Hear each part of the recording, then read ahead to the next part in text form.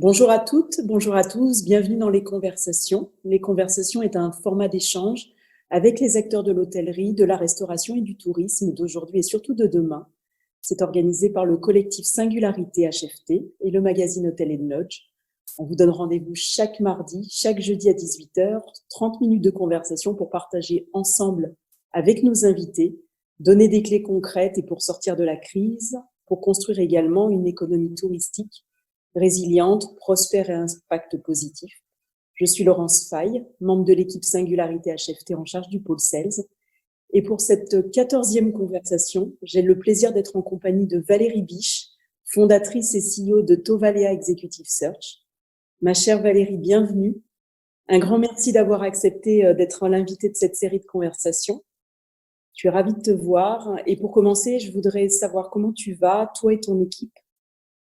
Merci Laurence pour m'avoir accueillie au sein des conversations. Je suis ravie d'être là ce matin et merci pour ce temps que tu nous consacres.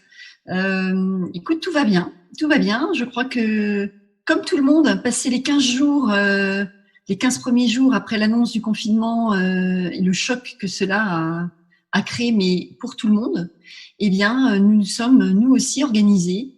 D'abord pour continuer les missions que nous avions en cours et qui n'ont pas été annulées, en gardant les équipes en télétravail.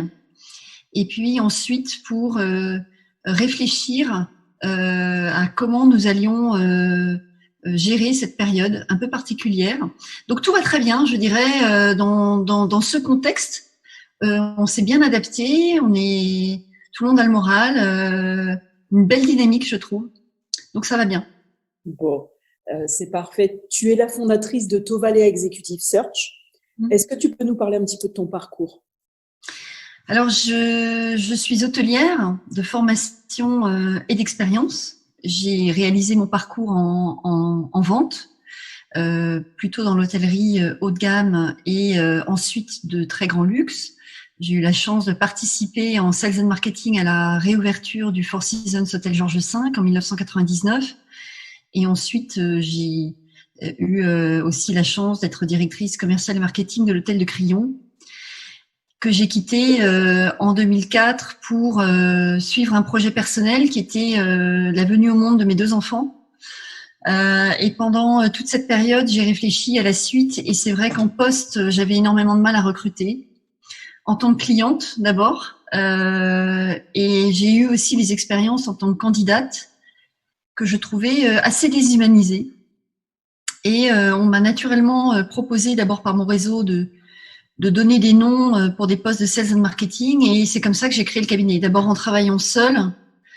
Et ensuite, il y a eu une telle demande sur les postes de vente et marketing, puis petit à petit sur les postes de direction, que j'ai créé le cabinet en 2010. J'ai fondé les statuts en 2010, pris des bureaux en 2012. Et aujourd'hui, eh bien, le cabinet a ses bureaux à Paris et nous sommes 6 personnes en tout qui travaillent au sein de Tovalea. Donc, nous plaçons exclusivement pour l'hôtellerie et uniquement des postes de cadre, que ce soit pour des hôtels ou que ce soit pour des groupes hôteliers, quand il s'agit de postes exécutifs sièges. Voilà un peu pour le parcours et l'histoire du cabinet. D'accord.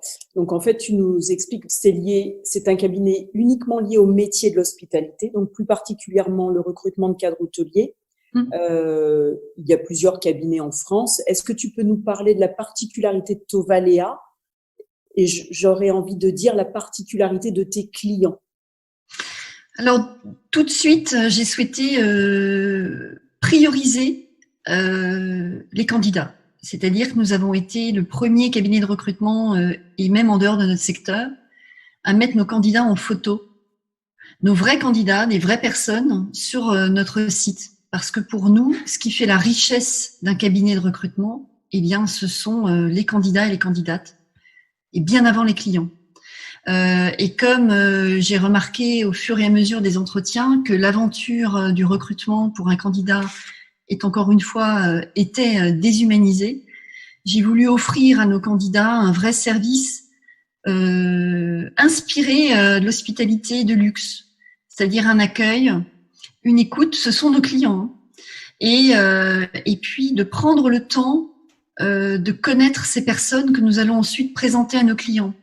Donc nous, on s'est tout de suite positionné dans une approche très niche, très qualitative de nos candidats et nos candidates, avec un vivier ultra limité.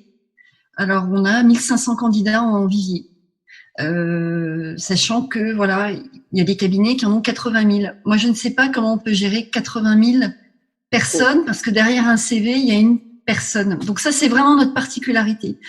En termes de clients, eh bien, on a la chance d'avoir des clients qui sont plutôt entrepreneurs, puisque je le suis aussi. Donc, ce sont des gens qui s'intéressent à notre secteur sans forcément en être issus. Et c'est là où on peut vraiment les accompagner d'abord en échangeant avec eux sur notre parcours d'hôtelier, en comprenant bien leurs besoins. Et ensuite, avec un partage d'expérience, on travaille sur la fiche de poste. Et une fois que cette fiche de poste est bien travaillée, là, on va approcher des personnes dont les valeurs vont rentrer en concordance avec les valeurs de nos clients. Parce que ça fait aussi notre particularité, c'est que, on a toujours choisi nos missions, c'est-à-dire qu'on ne prend pas toutes les missions, nous on prend des missions qui sont porteuses de promesses authentiques et véritables pour les candidats. Je ne peux pas me lever le matin et me regarder dans le miroir si je vais aller chercher quelqu'un qui est en poste pour lui proposer une mission qui est pas claire, avec un propriétaire qui va pas être transparent. Donc j'ai fait des erreurs, je me suis trompée. Moi aussi, dans le parcours sur l'estimation d'un client honnête, j'ai eu des clients qui se sont révélés malhonnêtes. On a rattrapé, c'est-à-dire qu'on a ressorti la personne, on a fait quelque chose qu'on ne ferait jamais en temps courant. Comme le candidat qu'on avait placé était vraiment très malheureux dans ce poste et que rien ne se passait comme prévu, eh bien on a averti le client que voilà, on reprenait la main et qu'on le laisserait pas dans cette situation. Quand tu parles de clients, tu parlais de propriétaires. C'est vrai que j'aimerais en quelques mots parce que pour moi c'est une particularité de Tovalia, c'est-à-dire que tes clients ne sont pas des grands groupes hôteliers obligatoirement, je les citerai pas. Tu as cette particularité d'avoir des propriétaires ou des investisseurs, tu disais des personnes qui ne sont pas obligatoirement issues du milieu de l'hôtellerie. Alors nous, on travaille beaucoup avec des propriétaires investisseurs français qui ne sont pas forcément issus de l'hôtellerie, mais qui investissent dans notre secteur. On travaille aussi avec des groupes hôteliers, à partir du moment où il y a un vrai challenge et que la mission est porteuse de sens. Et puis on a aussi travaillé avec quelques très beaux palaces à l'international et en France. On n'est absolument pas élitiste dans le choix de nos clients. Ce que nous privilégions, c'est la qualité de la mission, les moyens qui sont donnés aux candidats pour travailler, et puis les moyens qui sont donnés dans le lieu où le candidat va travailler. C'est-à-dire qu'on ne va pas prendre une mission pour un client qui ne souhaite pas rénover son hôtel, et qui ne propose pas des conditions de travail, que ce soit psychologique ou même en termes de rémunération, qui soient acceptables. Mais on n'est pas du tout élitiste. On a un de nos propriétaires investisseurs qui a construit un très bel hôtel Mercure Nouvelle Génération à Gennevilliers. On a trouvé le directeur général. On a un autre propriétaire investisseur qui a un relais château en région, absolument magnifique. On lui a trouvé un directeur général. Et puis, on a un magnifique palace au Maroc qui est cité sur notre site, que nous avons également accompagné pour des postes de codir. Mais chaque fois, le leader ou le propriétaire avait vraiment ce souhait de s'intéresser à son recrutement et s'intéresser à la personne qu'on allait chasser. Et chaque fois, nos clients sont très investis dans leur recrutement. Pour eux, c'est important. Et donc, on aime travailler avec ces clients-là. Alors, j'aime bien une phrase que tu dis qui est Tovalia est le créateur de coups de foudre professionnels. Est-ce que tu peux nous parler un peu des valeurs du cabinet qui, quand même, je voudrais le dire, a été reconnu par les Échos, déjà, en 2019 et en 2020, comme le meilleur cabinet de recrutement en hospitality en France. Est-ce que tu peux nous parler des valeurs de Tovalia qui font que tu as eu cette reconnaissance qui est l'année dernière et de nouveau cette année?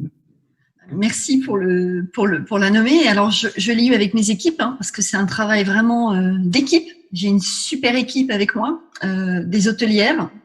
Donc, nos valeurs sont clairement affichées, l'authenticité, l'insincérité et l'excellence. Nous mettons de l'authenticité et de la sincérité du mieux que nous pouvons dans chaque mission que nous suivons et chaque fois que nous rencontrons quelqu'un. C'est très important pour nous de pouvoir avoir une parole claire. Donc, on va demander ça aux personnes qui ont envie d'être suivies chez nous, c'est d'être clair. Quand on a fait une erreur de parcours, c'est pas grave. Il faut juste le dire. Il faut le dire pourquoi. Je préfère prendre en vivier un manager qui reconnaîtra qu'en début de carrière, c'était un horrible manager, et en le disant très clairement, et puis qui ensuite a fait un chemin personnel et a mis de l'eau dans son vin, que quelqu'un qui va dire moi je suis un très bon manager, je l'ai toujours été. Ça, c'est pas possible chez nous. Donc l'authenticité, la sincérité aussi va avec l'authenticité. Et puis l'excellence, et ça c'est ce que nous avons gardé de l'hôtellerie de grand luxe. L'excellence nous pilote chaque jour, dans chaque chose que nous faisons. Nous mettons de la qualité et de l'excellence. C'est-à-dire on ne fait impasse sur aucun point de vigilance. Donc l'excellence, c'est vraiment ce qui pilote notre travail quotidien. Tout à fait. Alors là, on est sorti du confinement, mais pendant la période de confinement, je dirais que l'équipe Tovalia n'est pas restée inactive parce que vous avez proposé en fait un accompagnement de vos candidats par niveau de seniorité. Est-ce que tu peux nous en parler un petit peu? Eh bien, nous nous sommes posé la question de comment on pouvait se rendre utile pendant cette période où les choses se sont mises au ralenti et il était absolument hors de question d'aller prospecter des nouveaux clients et d'aller faire de la vente. Enfin, ça nous semblait pas du tout le moment ni approprié. Donc, qu'est-ce qu'on peut faire pour se rendre utile pendant cette période où nos hôteliers, qui sont des opérationnels habitués à être en contact avec leurs clients et leurs équipes, sont chez eux, ce qui est très difficile pour un opérationnel hôtelier. Et ça a été le cas pour tout le monde. Donc, qu'est-ce qu'on peut faire? Donc, on s'est dit qu'on allait proposer un travail qu'on prend peut-être pas suffisamment le temps de faire en période normale, mais qu'on souhaite faire demain, beaucoup plus, d'envoyer le CV et puis de réfléchir ensemble par degré de seniorité, donc les juniors, les intermédiaires et les seniors, réfléchir ensemble à comment travailler son CV, comment réfléchir son CV, comment mettre en avant ses points forts, parce que c'est vrai que souvent les CV sont très classiques et puis c'est important de donner un avis recruteur à quelqu'un qui travaille son CV, puisque le recruteur doit Donc c'était une façon de se mettre au service des personnes qui avaient envie de faire ce travail. Ça, c'est une chose qu'on a faite. On a énormément échangé avec les personnes qui nous font confiance, que ce soit nos clients, nos réseaux. Et puis, j'ai également proposé avec Hélène Bouillet, qui travaille avec moi et qui suit également un cursus de coach professionnel certifiant, d'accompagner gracieusement pour nos clients et également pour nos candidats, certains membres de leurs équipes qui ont pas forcément bien vécu le confinement. Et c'est surtout les jeunes qui l'ont moins bien vécu, avec 1 ou 2 séances juste d'écoute et puis de coaching. C'est très novateur, je trouve, de la part d'un cabinet, parce que, enfin, pour connaître, moi, je suis aussi dans l'univers de l'hôtellerie, on voit pas ça. Je veux dire, c'est quelque chose d'unique. Et le fait que vous ayez gardé ce lien, d'une part avec tes clients, mais également avec tous les talents, je pense que c'est ce qui permet en fait d'avancer et de construire l'avenir. Oui, c'est vrai. Je pense que c'est hyper important et je voulais également revenir sur quelque chose alors qui était avant le confinement. Là, c'est toi qui es interviewé, mais habituellement, c'est toi qui interviews. Tu as des entretiens avec des professionnels de l'hôtellerie de luxe qui sont très suivis. Je voudrais nommer Peninsula, Dorchester Collection, les domaines Fontenille. Est-ce que tu peux partager un petit peu avec nous quelques-unes des visions et des réflexions de tes invités qui, toi, t'ont marqué?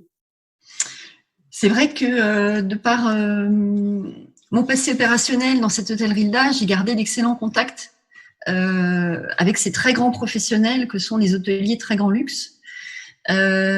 je vais toujours les interviewer, attention, je ne suis pas journaliste, donc je dirais les questionner sur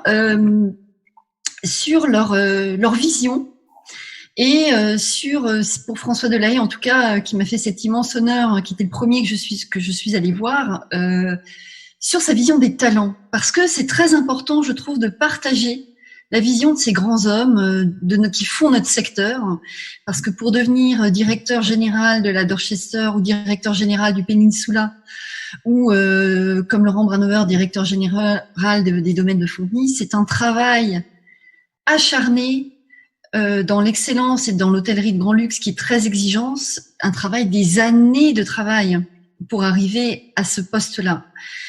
Donc aujourd'hui, ce sont des gens qui ont cette capacité de prendre du recul et qui ont évolué avec leur époque. Donc moi, ce que je retiendrai, pour François Delahaye, en tout cas, c'est sa capacité à avoir une parole très claire, très directe, et être parfaitement au fait de ce qui s'est passé jusqu'à aujourd'hui et ce qui se passe en ce moment même. C'est un vrai visionnaire, un grand visionnaire. Pour Mauro Governato, ce qui me marque, c'est effectivement, c'est que c'est quelqu'un qui est très humain et très proche de ses équipes et qui a été quotidiennement en lien avec eux, avec énormément de courage, parce qu'aujourd'hui, dans l'hôtellerie de luxe, c'est très difficile. Les hôtels sont fermés pour tous les hôtels. Mais je dirais que pour l'hôtellerie de grand luxe spécifiquement, ce sont des propriétaires qui ont investi beaucoup d'argent, des millions. Il y a énormément d'équipes. Ce sont des équipes entre 300 et 600 personnes. Donc ça veut dire 300 ou 600 confinés avec qui il faut rester en contact.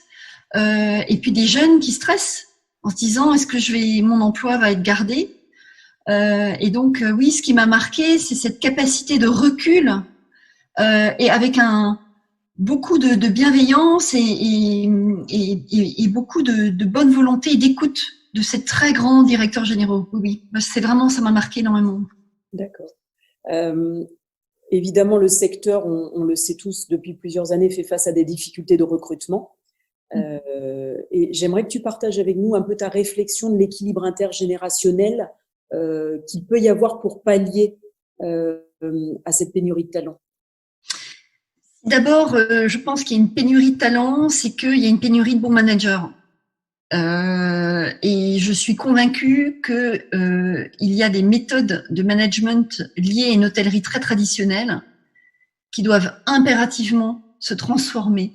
Je parle pas de changement, je parle de transformation, et encore plus avec cette crise. Donc, si beaucoup de vocations se sont perdues, c'est parce que malheureusement, à un stade très jeune d'expérience professionnelle pour tous ces jeunes qui embrassent ce métier, eh bien, il y a eu des mauvais managers sur leur chemin. Et aujourd'hui, la génération YZ a besoin de sens. C'est-à-dire que contrairement à notre génération, à toi et à moi, et encore à celle d'avant, où nous, on était plutôt des bons soldats, c'est une génération qui se questionne très tôt, qui a accès à toute l'information et qui, en fait, a envie de privilégier sa vie personnelle et son développement personnel très tôt, et de privilégier le sens de ce que je fais. Et quand on se retrouve face à un manager qui dit « vous faites comme ça et vous faites pas autrement », ça ne passe plus.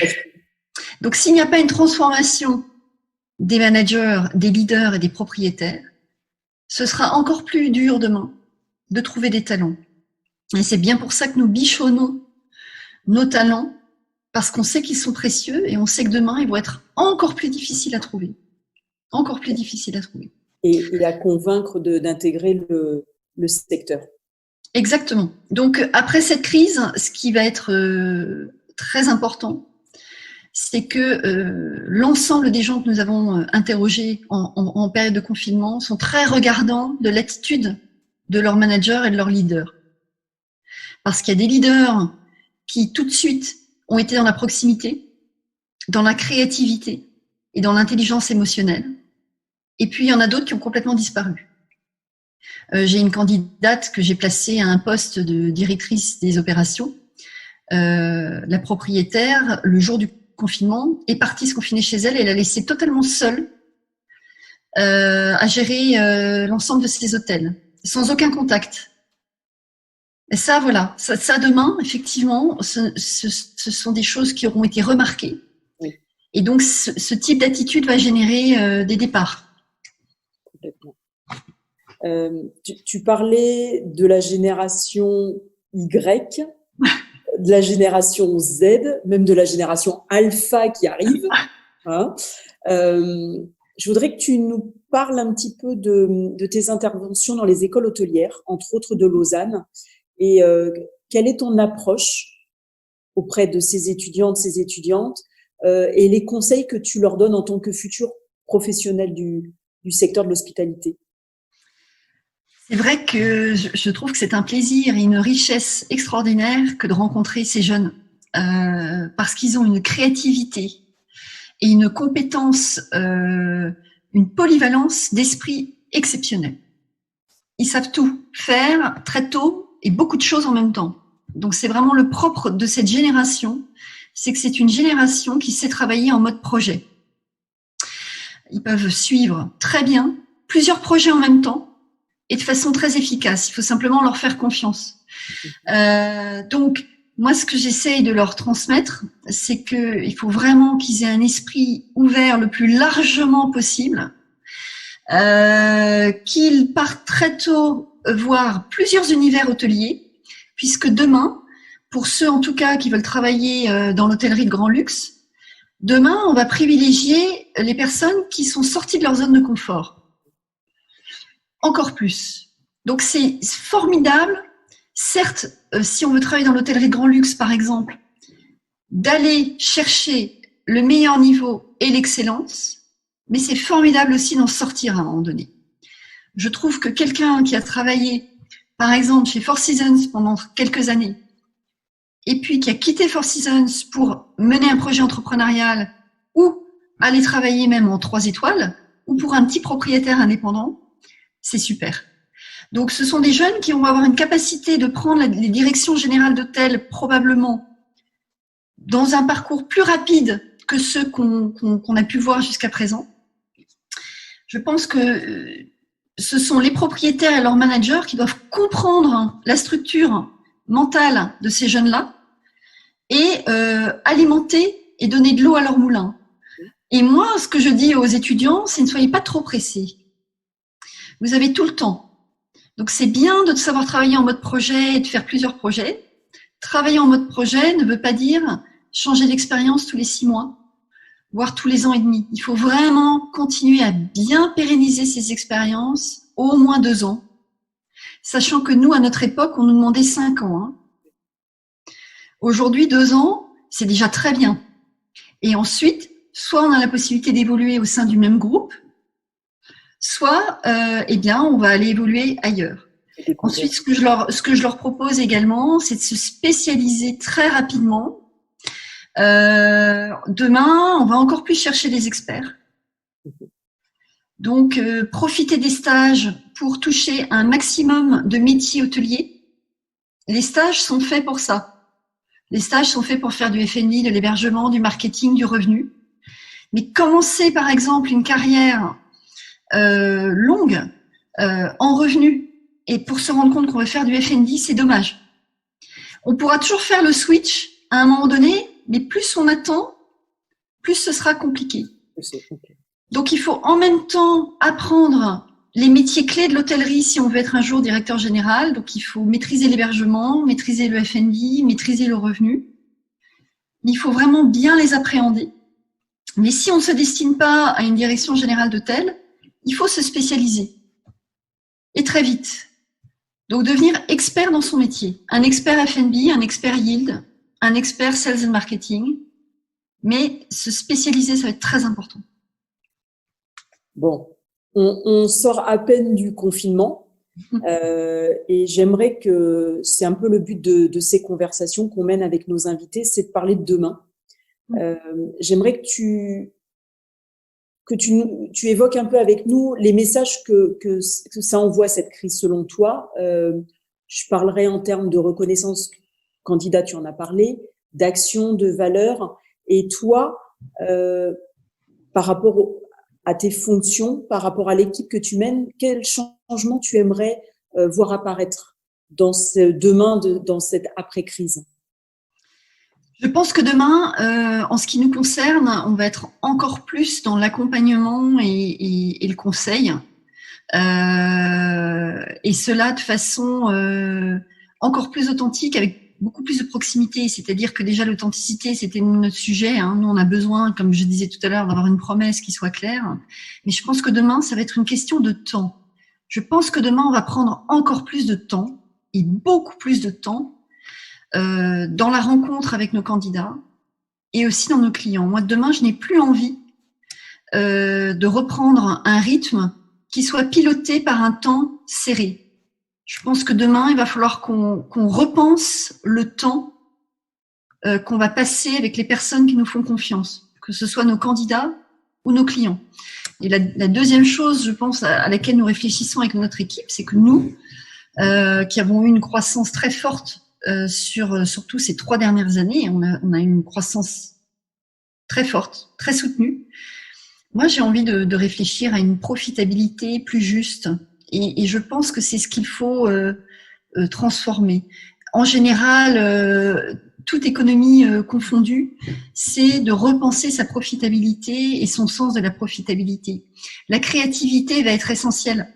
Quand je vois ce que les hôteliers mettent en œuvre pour accueillir leurs clients dans des conditions optimales d'hygiène, mais pas seulement, dans des conditions de sécurité psychique, en mettant en région, par exemple, j'ai une hôtelière qui va mettre à disposition des paniers du potager de l'hôtel pour ses clients. Comme ça, quand ils repartent vers Paris, ils repartent avec leurs salades, leurs tomates. Ce sont des initiatives créatives, simples, et sans forcément chercher derrière à faire du business et capitaliser. Je pense que demain, ce qui va nous transformer, c'est notre façon de faire du business. Et je pense que faire du business et capitaliser, ça va plus être possible, mais pour tout le monde. Donc, il va falloir réfléchir vraiment à se transformer profondément dans notre avidité à capitaliser. Et je souhaite sincèrement que ça va être la tendance générale. Je le souhaite sincèrement parce que c'est le moment de le faire. Et on ne pouvait plus continuer à consommer comme ça. Est-ce que demain, acheter une pâtisserie à 35 € aura du sens? Je ne sais pas. Je pose la question. Effectivement. Si je parle de demain, on va reparler de l'équipe. Qu'est-ce que tu aurais envie, quelle serait la première sortie que tu as envie de faire avec l'équipe? Parle-nous de l'équipe, parce que c'est une formidable équipe. Qu'est-ce que tu aimerais? Alors, parle-nous de l'équipe et qu'est-ce que vous voudriez faire tous ensemble? Alors moi, j'ai une équipe formidable parce que nous, on n'est pas vraiment dans la parité chez nous. Il y a que des filles. Donc, dans mon équipe, j'ai Alexandra de Rohan-Chabot, donc qui travaille en tant que consultante senior depuis 2016 avec moi. J'ai Marie Naguenin qui est notre consultante qui travaille avec nous depuis 2017. Nous avons Catherine Grangeon qui est notre responsable administrative et financière, qui est également ancienne directrice générale d'hôtel, donc aussi hôtelière, qui travaille aussi avec nous depuis 2017. Et Hélène Bouillet qui nous a rejoint l'année dernière, qui est directrice des opérations au cabinet, qui est une ancienne directrice commerciale et marketing de l'hôtellerie Grand Luxe et ancienne candidate du cabinet. Donc c'est une équipe de femmes ultra dynamiques. Je trouve que leur adhésion et leur énergie a été extraordinaire pendant cette période parce que c'est pas facile de rester chez soi pour nous non plus. Donc demain, quand on va pouvoir rouvrir le cabinet dans des conditions idéales pour nos candidats et nos clients, je pense qu'on va, de toute façon, on n'a pas arrêté de travailler. Donc, on a utilisé le chômage partiel, mais en gardant des jours en télétravail. On va essayer de se remettre au travail au cabinet dès le mois de juin, parce que nous avons toujours des missions en cours et des missions entrantes. Donc, il va falloir qu'on se remette dans une ambiance de travail. Moi, j'ai vraiment envie de les emmener en pleine nature. Chaque année, on fait d'ailleurs une sortie, donc loin de Paris et loin du cabinet, c'est l'objectif. Oui. Mais je crois que cette année, ça va être encore plus un lieu de déconnexion, de ressourcement. Pour vous J'ai retrouver. vraiment envie de les emmener en ressourcement, probablement chez l'un ou l'une de nos candidats ou clients, puisqu'on aime bien aller chez nos clients aussi en tant que client. Je trouve ça chouette, ça fait marcher la roue pour tout le monde. Mais ce sera pas à Paris. Et ce sera peut-être pas en France, ce sera peut-être en Corse, par exemple, dans un lieu sauvage, proche de la nature, où on puisse ensemble, voilà, se retrouver. Bon, on va pas tout dévoiler parce que sinon elles vont tout savoir. Quand elles vont... Je savais déjà pour la Corse, parce que si j'aurais dit, d'habitude je leur dis pas, mais il faut quand même s'organiser. Donc, ouais, que ça soit quand même une surprise, parce que si là on leur dévoile tout, c'est pas bon. En tout cas, je voudrais te remercier. Je voudrais te souhaiter à toi et à toute l'équipe une belle reprise d'activité. Merci d'avoir partagé ces moments, cet échange avec nous, parce que je trouve que c'est très intéressant, et d'avoir dans les conversations cette vision d'un cabinet qui a autant d'attention pour ses clients que pour ses talents. Je pense que c'était important. On vous donne rendez-vous mardi avec Laurent Beaulieu de l'équipe Singularité HFT. D'ici là, vous prenez soin toujours de vous et de vos proches. Je voudrais remercier également Hotel & Lodge de nous donner la possibilité, de nous permettre chaque mardi, chaque jeudi, de vous recevoir. La vidéo de cette émission va évidemment être mise en replay, en podcast sur tous les canaux d'Hotel & Lodge et de Singularité HFT. Alors, vous n'hésitez pas à partager. Ma chère Valérie, je t'embrasse. Merci Laurence, merci à toi. C'était Prends soin de toi et puis j'espère à bientôt. À bientôt. Merci beaucoup Laurence.